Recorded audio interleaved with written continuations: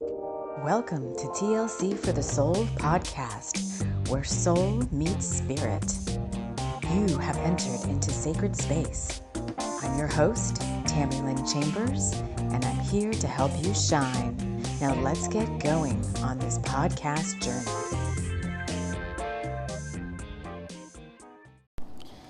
Hello, friends. Hello, and welcome to this new episode of the podcast. I am doing my first outside recording since I moved. So you're going to hear a couple of things, probably the swish of my huge coat because it's freaking cold out here. And different nature sounds such as all the millions of Canadian geese that are constantly flying overhead and are down at the river from where I live.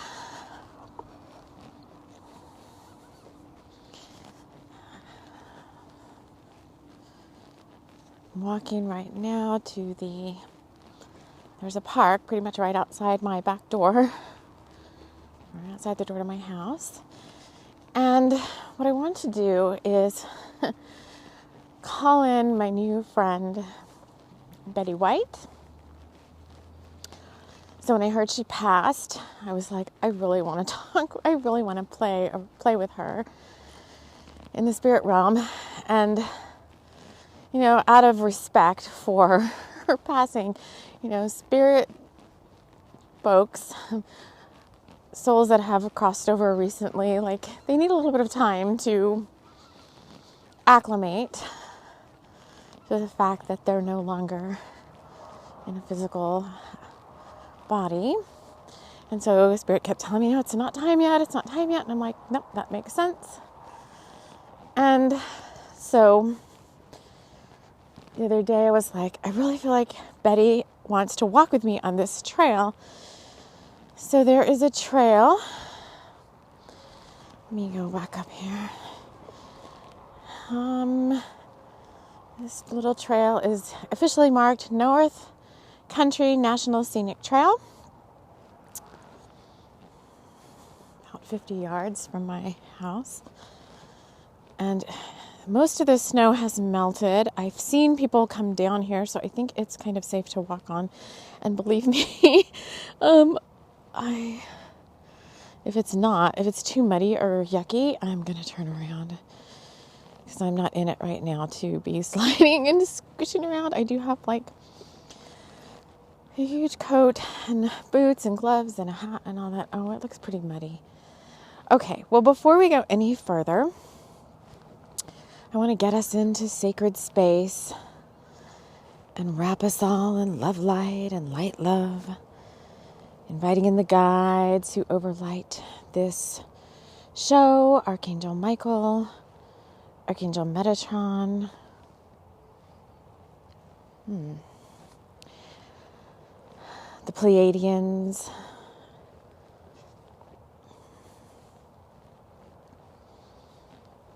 I'm traveling very cautiously down the sides of this. It is pretty well stamped out, this trail, but it's very muddy in the middle.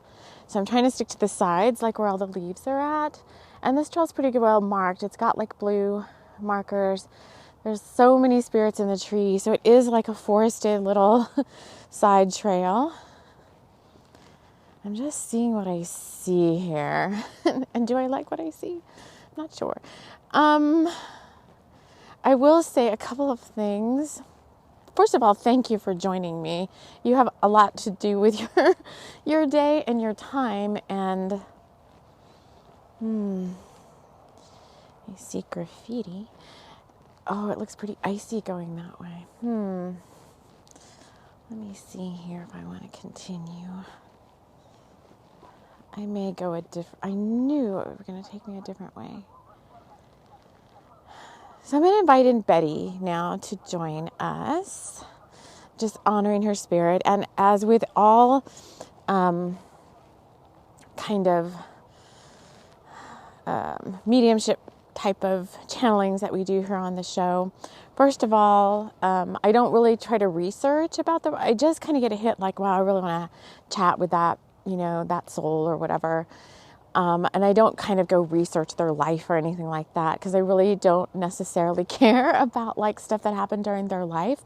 I want them to show me the higher aspects of themselves, what messages they have for us, for those of you that are here, and what kind of themes do they want to share. And so the only thing I did see about Betty, and the only way I know her is really through, and if you don't know her, she is an American actress. She just passed recently. She was 99 years old, and many notable things that she did throughout her lifetime. I knew her most like from The Golden Girls, which was a show during was it the 90s?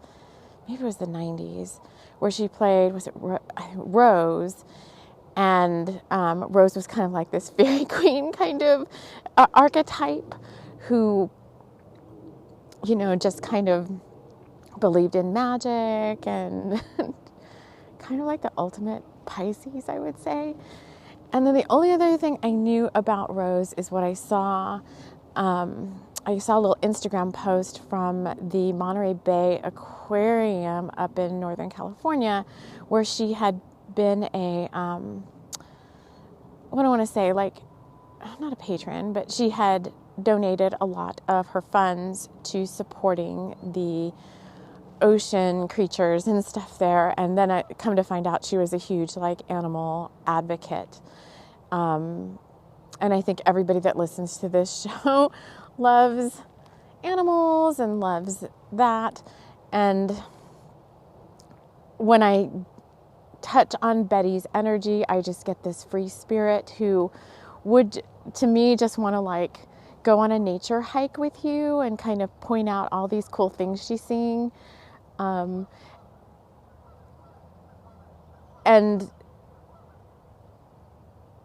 not be afraid to be herself.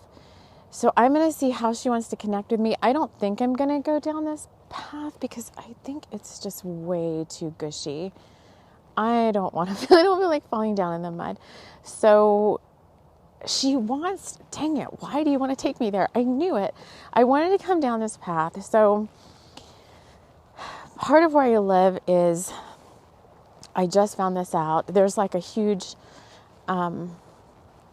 medicine wheel thing in this park off of this hiking trail. So I'm going to come back up this trail. I didn't go very far because I don't know how anybody walked down here. I've seen people walking down here the past couple of days, and they must have like been really up in the mud. So I'm going to climb back up and I'm going to go out towards the park, because what I found was a park sign that said that a huge area of this park is Indian burial mounds, and she wants me to go on these dang mounds. I don't know why. So we're going to come back up. This trail and this park has a lot of inclines, and it's all paved trail, but there's some pretty big hills. So if you hear me being out of breath, I apologize. That and the crinkling of my coat.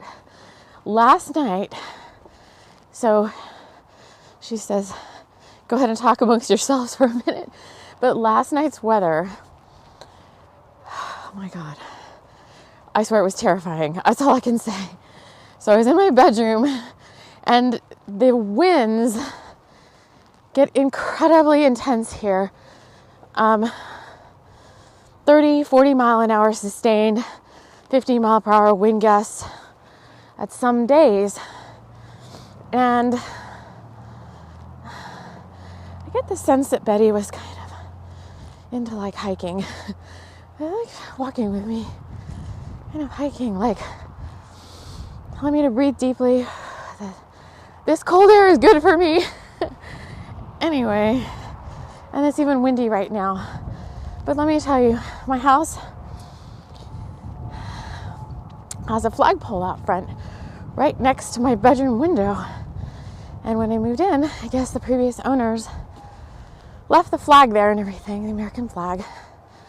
But at night, it's like flailing wildly. And last night, I swear, was the first night that it actually was, I would have to say, I felt very vulnerable in this house.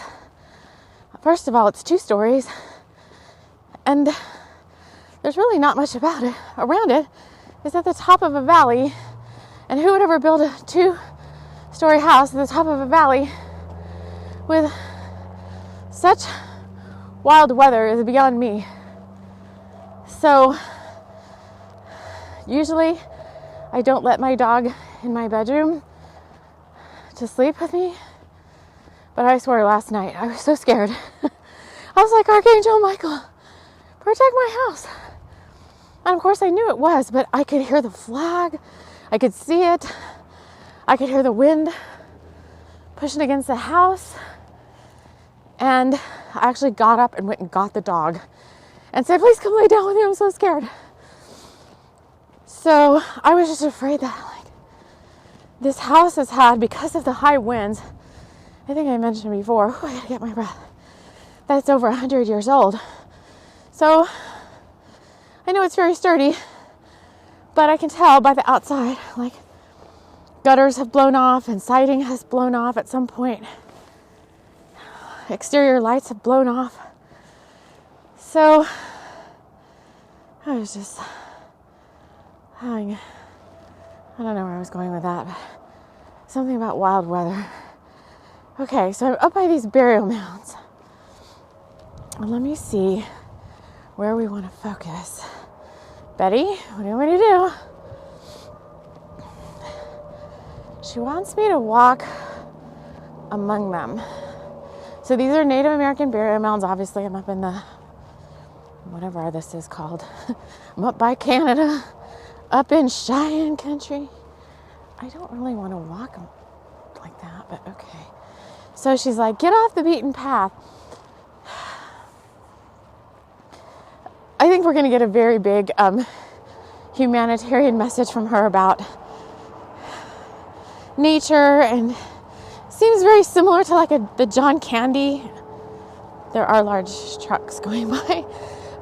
It seems very similar to the John Candy, where he was up from Canada, where he liked to be outdoors and hiking around about. So I get the same sense from Betty. Although I get the sense from her, like, she couldn't always go there in physical form, like come out and outside and do all these things because of her busy schedule.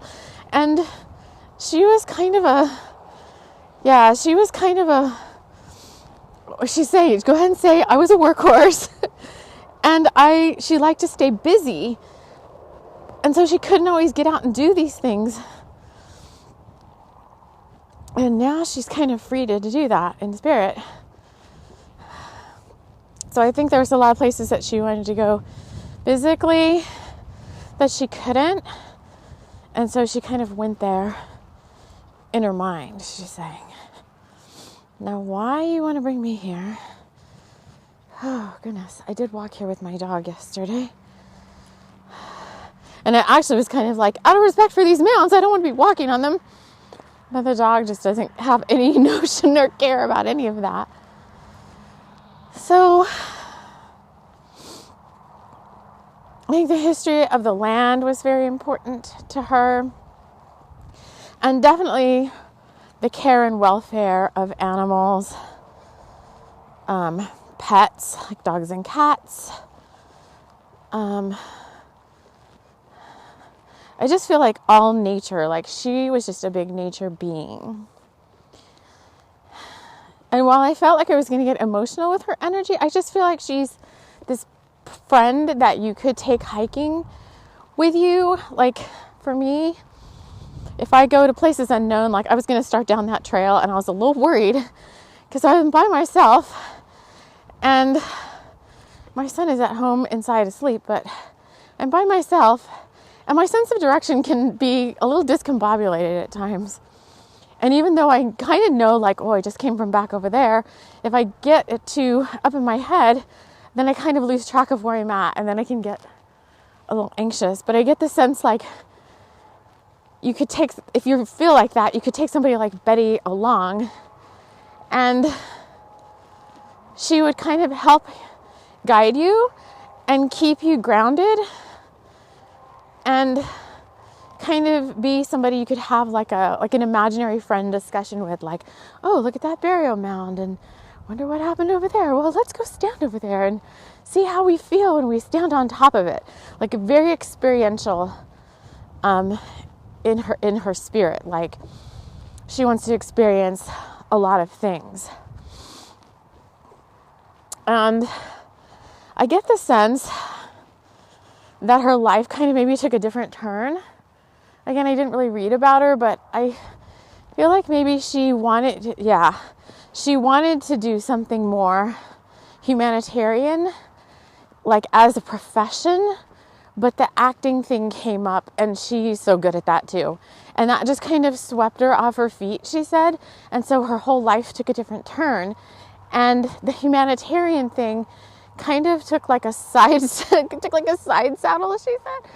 And so she just did what she could on the side, especially in her later years, to promote animal welfare. So she's very present, like walking beside me, not like some of our other spirit friends that we've talked to, especially, I can't remember his name. Bob Ross. Remember, a while back we talked to Bob Ross, and Bob Ross would barely come out from behind. Bob Ross was like hiding, and would barely come out from behind. Like he was hiding behind things, and he just wanted to be part of He wanted to be part of his pictures. Are you here? He must be here too. I got all these friends following me. We've mentioned Bob Ross and John Candy, but he just Bob Ross wanted to be part of his pictures, and really didn't want to be bothered with people. Betty is all up in it. Like, come on, let's go sit on this bench. And I had a donut this morning. Like, eat that donut. Because there's not much in this town in the way of like good restaurants, but there was a little bakery downtown and they had donuts. So I stopped in. It was quite interesting. The donuts are pretty good. The people kind of terse. Maybe it's the weather. I'm walking up by the medicine wheel now, and I just want to see, like, when we have these chats with spirit friends, I ask them to also show me, like, what they want you all to know. 30 acres, really. Huh. This is a very interesting. So I'm up at the top of the, kind of like what would be the middle of this park, because it branches out like a medicine wheel for apparently 30 acres. And there's this cool little brochure I didn't see before. The rock is ephemeral, the wind eternal, whoever Anne Zwinger is.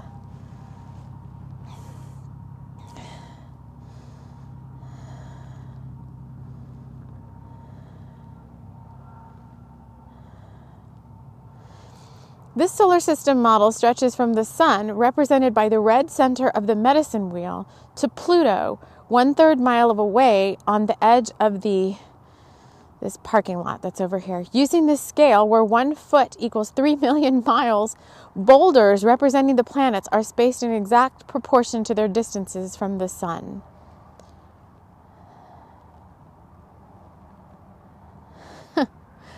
Oh my gosh, this is funny. Proxima Centauri, the nearest star to the sun, is 25 trillion miles away. Using the same scale as the Parkes model, which is 15 billion times smaller than our solar system, a boulder representing this star would be located in La Paz, Mexico, more than 500 miles beyond Phoenix, Arizona. So cute. And this says, walking toward the solar system, dance with the planets. So they are boulders. If you watched my last video, which was 30, it was a card reading, right? The next 30 days or something. At the very beginning, I showed me and the dog walking by the Saturn rock. So they're not little tiny stones. They are like boulders made to look like the planets. And the middle of this medicine wheel is the sun and some of the inner planets, like Mercury, Venus, Mars, and then boulders all going out 15 acres, I guess, if you could call it that, in one direction and 15 acres in the other direction. I said a third of a mile. So a third of a mile one way and a third of a mile the other way. So this entire solar system diagram thing that they've made with stones and boulders is 2/3 of a mile in diameter. And the middle is very beautiful. So many stones. I wonder how long it took them to do this. So we're getting down in the details. So like Betty's like the ultimate traveler. Okay, here's what I get from this. We have talked about in the past, and you always hear like, enjoy the journey. It's not about the destination. And sometimes you're like, I'm just in a hurry to get to whatever it is, the next big thing in my life, the next huge moment or turnaround. And then sometimes you get there and you're like, what? And I had no idea that I was going to be moving. Like October, November of last year, I had no idea I was going to be moving. I had no inclination to want to move anywhere, especially out of my state. It's not really my state, but out of the state where I was at. If anything, I would have gone to the West Coast, definitely not north. And circumstances kind of outside of my control, and what is called, leaving it in God's hands, which is what you do when you say like, I affirm the highest and best good of all. I release expectations and outcomes and all that. And so Spirit just kept leading me to this location.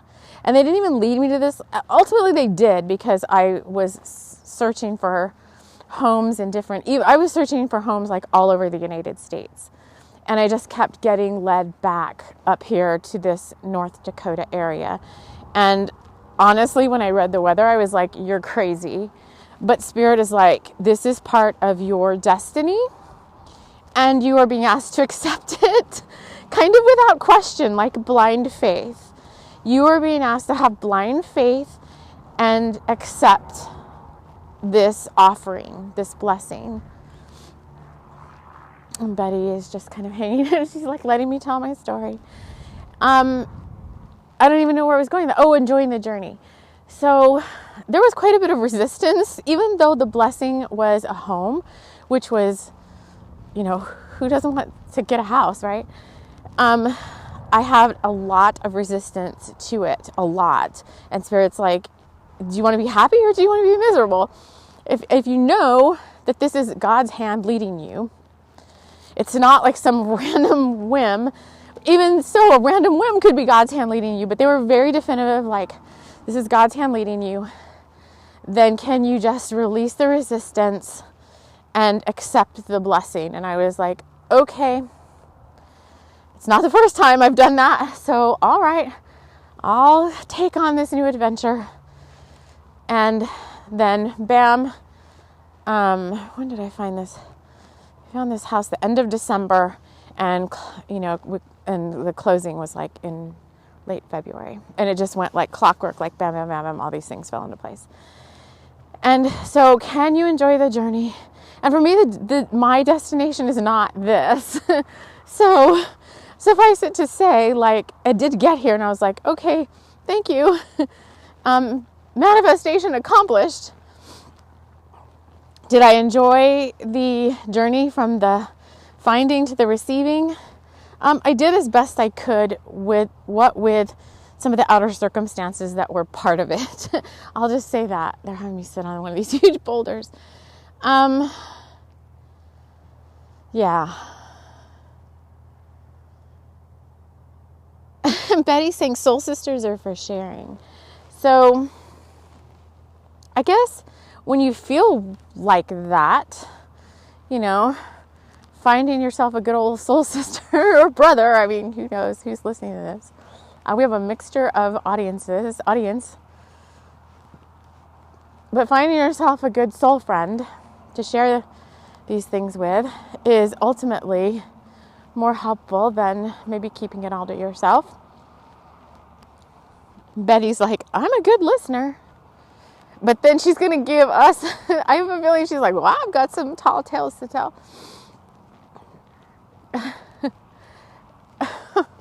Oh my God. All right. She's like, but since you don't want to know about my life, I'll just have to sing a song. Okay, let's see. Maybe I can trance channel her. I don't want to be moving. Let me just see. Let me let her come in and see what kind of song she wants to sing. Betty, she says, oh, she's going to sing, oh, beautiful for spacious skies, for amber waves of grain. I can see yours, Rose. For purple mountains, majesties among the fruited plains. America, America, God sheds his grace on thee, and crowns thy good with brotherhood from sea to shining sea. Now I have mixed emotions about that song, considering where I'm at. So it was beautiful, Betty. Thank you. One nation. Oh, that's what it is. Okay, now okay, hold on.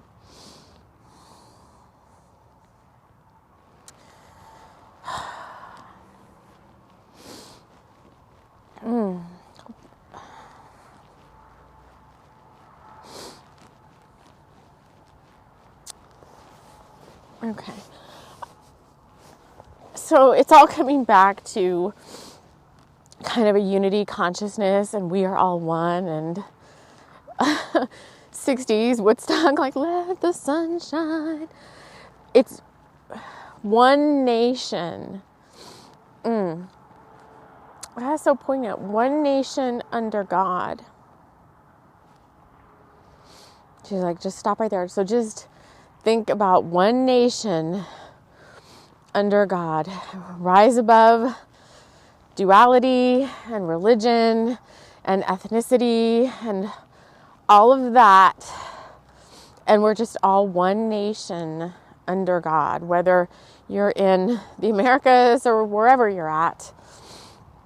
Especially poignant for right now when there's a lot of, there's war going on in other countries, and we are the bringers of the light.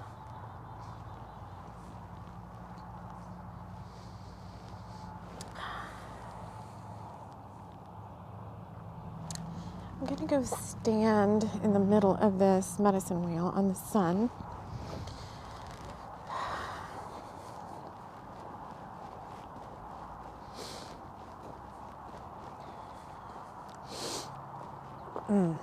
I kept asking Spirit, why? Oh, and it's a compass. Lovely. So the middle is a compass, north, south, east, west. I kept asking Spirit, like, why do you want me here? Why did you bring me here?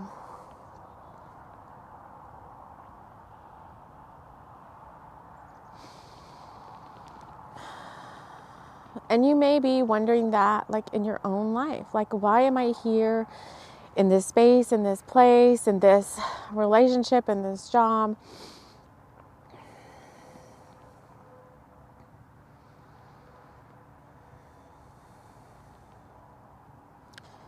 You're here to be the light. Raise the consciousness of our planet. You're strategically located right where you need to be. Your DNA, your soul signature, your soul work, and your soul mission are important pieces to the grander scheme of the planet. So you are important. You are needed. Your work is necessary. And if it's all that you do is to be the light, can that be good enough? Can that be good enough? If you disassociate yourself from all your wants and needs, which I think the next thing we do is going to be a little exercise to talk about entanglement. But if you disassociate yourself from being entangled in things that you feel like you must have or need to have a certain way, your spiritual light grows even stronger and stronger. Oh, they're saying do it now. So we're going to do this. Hold on. We're going to do this little experiment, but let me just check how long I've been talking. Let's see. Oh, only 30 minutes. Okay. So we're going to do this little experiment. So kind of wipe your hands off, brush your palms against each other, release any energy there. And if it helps, like press your thumb into your palms, shake your hands a little bit. And then you're going to say you're going to kind of put your hands out like with palms facing in, but put your hands out like wider than your body. We've done this before on the show. And you're going to kind of focus on your crown, like as if you see yourself maybe in front of you. And then say the amount of spiritual light in me. And you're going to start bringing your palms together. And when you feel a resistance or a pushing of energy, you're going to stop. And that's kind of your baseline for the amount of spiritual light in you, the amount of God's source light that you're bringing down and that you're able to hold in your field. Now, close your eyes and focus on something you really, really want, be it a relationship, a vehicle, a personal belonging, something you really desire, and like let yourself like feel, like, man, I really want this car. I love it so much. If I didn't have this car, if I didn't have this person or this thing, like that would really suck and my life would not be any happy, I wouldn't be happy anymore or whatever it is. Let yourself feel those feelings for like, just a few seconds. And then you're going to measure, okay, feel them. Now open your eyes. Now take your hands again out and measure again the amount of spiritual light in my body or in my field, however you want to say it. Most of you, if not all of you, are going to feel that it's gotten smaller. The amount of light coming in through your spiritual cord or into your crown has gotten smaller because you've disassociated yourself with yourself, which is your I am presence. And you've kind of put some of that association and that entanglement around something outside of yourself or outside of your I am presence. And so then your light that you're able to bring in thus diminishes a little bit because you've taken the focus away from you, the soul. You're letting like an outside circumstance or thing or whatever kind of control your reality. Kind of be responsible for your happiness rather than knowing that you are enough just as you are. You're a being of spiritual light. And you don't need, it's nice to want and have these things to make our lives easier, to make our relationships and, time spent on this planet more enjoyable, but you don't need any of that. So now let's see about reversing that. So go back and think about the thing or whatever it was that you were coveting in a sense or wanting so badly with the car or the person or the job or the whatever, and see it as this little, ball of cloud or ball of energy or whatever, and just tell it like, you are not the I. I created you, but you're not me. I am the soul. And you can repeat after me. I am the soul. I am a spiritual being of divine light, divine love, and divine power. I don't need these things. You are not the I.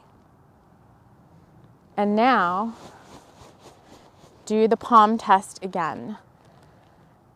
And take your hands out even wider than they were before and say the spiritual light, my spiritual light. And all of you should see that actually it's probably the distance between your palms has probably increased bigger than your baseline from when you started. So this is also called like non-attachment, a big Taoist teaching of going with the flow and not attaching to things, being fluid. Definitely not letting these things kind of control or rule you. So it's one thing to want them, but it's another thing to be excessively fixated maybe on wanting them, or wanting them so much that they control whether you're happy or not. Betty's like, I hope you enjoyed our show. So let me just check in with the other guides that are here. You guys always want me to do light language. Okay, let's do a little light language to close out the show. What is this light language for?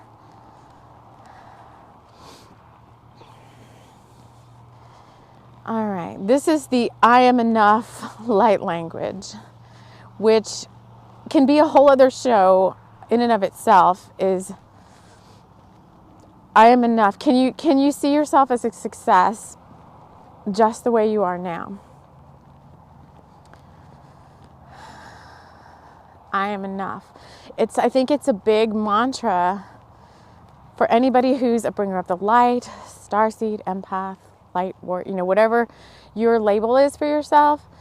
I think that's a big lesson to be learned on this planet, is that you came in with nothing, and you are this immensely powerful spiritual being of light, and you're enough. That if all you do is be the light, can that be enough for you to make you happy, to help you feel fulfilled, and as a success in your mission, your soul mission here on the planet? Granted, you have other things you came to do and learn, but this is kind of above all of that. Like, this is kind of what sets the stage for everything else that comes beneath it, in terms of the other lessons you have to learn, souls you encounter and so forth. Like, the I am enoughness, just as I am, kind of sets the stage for everything else and how you encounter the world around you. So let's do a little bit of light language to support you in that enoughness. And believe me, we wouldn't be talking about it if I'm not working on it too. I'm definitely not there yet. I'm doing a lot of work around strength and vulnerability right now. And as soon as I entered that container, there's some courses, or there's some boot camps I took with Pixie Lighthorse a long time ago, and I just revisit them periodically. And this one came up yesterday. I wanted to do something. I was like, I'm feeling so out of touch. I don't feel grounded here yet. I want to do something. And I pulled up the list of boot camps I had taken with her, and I was like, I miss my deer so much, the deer. Because there are deer here, but I have to go a little bit of ways. And I did see one right outside my house, but I'm used to coming out the door at night, and there'd be 20 deer, right there outside the door. So I miss my deer and the archetype of the deer. And so one of her boot camps is strength and vulnerability with deer. And as soon as I entered that container, all these things kind of showing me my vulnerabilities and how I could react to them in different ways came up. Hence the winds from last night that I got really scared at. I was like, I feel really, really vulnerable in this house. Just admitting to myself, I'm maybe not strong all the time, as strong as I think I am. It's okay to feel vulnerable. And so I was like, I'm really scared. Have my dog come lay with me. And then this morning, was it yesterday? Spirit showed me this town, although it's small, has a ton of parks. And Spirit took me to another park. It's not better than this park. It's different than this park. It's right along the river. And this morning when I took the dog there, less than 2 miles from my house, there's deer stuff all over the ground. And I'm like, I know deer are all in here everywhere. So anyway, once you enter a container like that, be prepared to be shown. All right, where do you want me to do this light language? Okay, I'm going to do this light language. The other thing at this park is a Meridian solar calendar, Winter's Long Shadow, that has a 38-foot utility pole and rock alignment as a reminder of another ancient method of tracking the seasons. This type of calendar uses a beam of sunlight or the length of the shadow cast by an object when the sun is directly south at local apparent noon. At this moment, the shadow points directly north.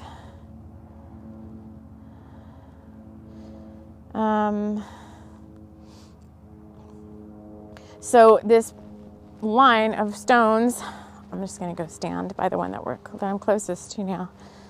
So we're not quite at the summer solstice. There's a big boulder marking the summer solstice, and then there's little rocks and a line, and the next boulder is the fall and spring equinoxes. So we were just recently at the fall and spring equinoxes, so I'm going to kind of stand like a third of the way down from the fall and spring equinoxes towards what would be in the northern hemisphere, the summer equinox. And look, there's deer footprints in the dirt. Okay, we're going to do this light language right here. So let's see who wants to come through. Betty says she's in receptive mode. So get in receptive mode. Here we go. I'm enough.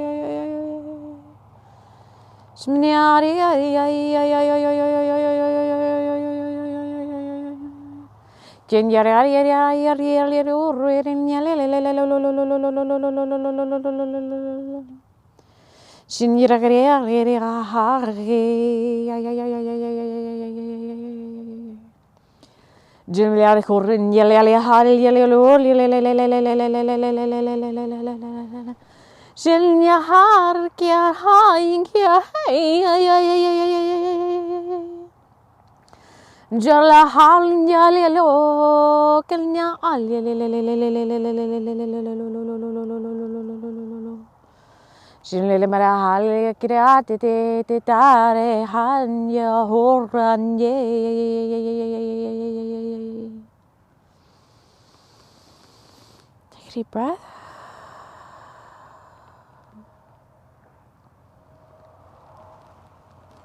From my heart to yours, be grounded in who you are, a spiritual being, a divine light, divine love, and divine power.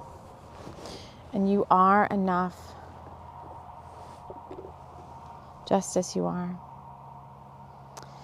Thank you, friends, for joining me. Thank you, Betty, for going on this little hike with me. She said she's going to walk me home. And for those of you listening, take care. I will see you again in the next episode. So if you made it this far, thank you for still being here.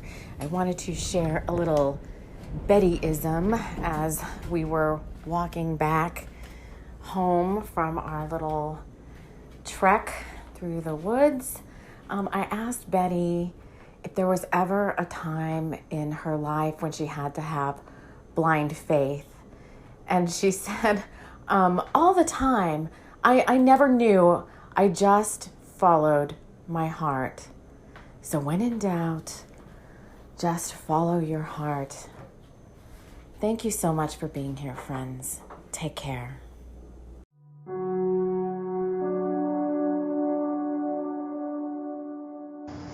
Thank you for listening to this podcast. It has been brought to you by the Bringers of the Light, an etheric group of higher light beings focused on service to Gaia, humanity, and the self as it pertains to the spiritual journey.